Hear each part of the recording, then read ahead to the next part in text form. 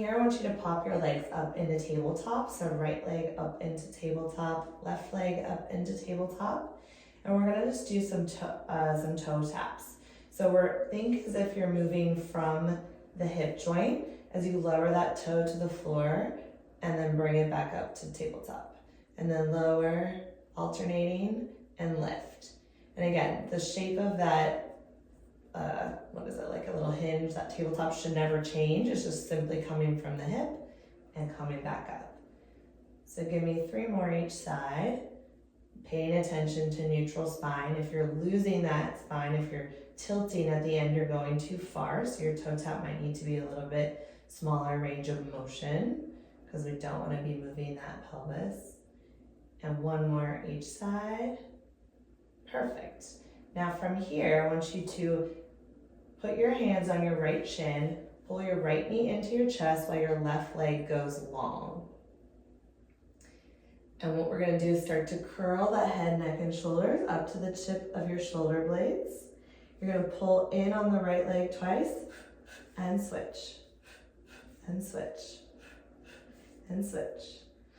If at any point it's too much on your head and neck, you can put it down. But if you're able, try to imagine a little golf ball under your chin so you're not too crunched, but you're not too open. And really imagine pulling up from that mid chest and upper quadrant. Give me 3 more each side, elbows wide. And from here, let's straighten the legs. Grab the back of the calf or the back of the hamstring, whatever's available. Pull twice and switch, and switch, and switch. For 4, 3, toes really pointed, energy shooting out, and 1. Keep up. Now pull those legs back into tabletop, hands on the shins. As I exhale, arms and legs go out, and we return to center. For 5, 4, 3, 2, and 1. You can take a nice rest, rock from side to side, hug your knees in. Hopefully you felt that in those abs, woke them up for the day. Now we're gonna get into some bridging to wake up our spine. So we want our feet flat on the floor, about 2 fist distance away from your butt, about hip width distance apart. Arms can be lightly pressing into the mat for stability. Neck is long, again in that neutral spine. To start, we're gonna just do a hinge bridge. So you're just gonna lift those hips up to the base of your shoulder blades and then lower. And up at the top, really feel your glutes activate. So maybe give it like a little squeeze and lower. And give me 6, 5, 4, 3, 2.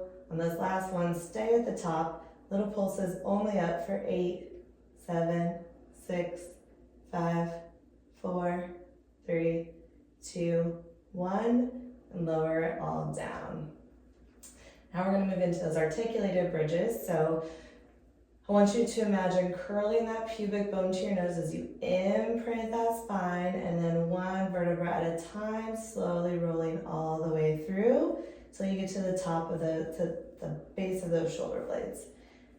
At the top, just notice the energy shooting out of your knees, shooting out your head so you're in opposition. Feel that nice stretch at the top, and then slowly articulate that spine down, 1 bone at a time, and tailbone should be last to hit. Things might feel a little clunky. Keep going kind of through this at your own pace, but things might feel a little clunky as it's earlier in the day. We're just waking up that spine, and just move slowly up and down. Trying to keep everything else pretty stable. It's really just a focused effort on that spinal mobility. So give me 2 more here. And on your last one, stay up. And then from here, while you're holding at the top, lift that right leg into tabletop and then lower down. Left leg into tabletop and lower down. Think of this as a slow and controlled movement. We don't want too much wobbling. So you really have to push into the floor with the base foot to try to keep those hips level and up and not wobble too much back and forth. Give me 3 more each side. And 2. Last 1. Stay at the top, lift 2 inches higher, even those hips out, and then give me your slowest roll down.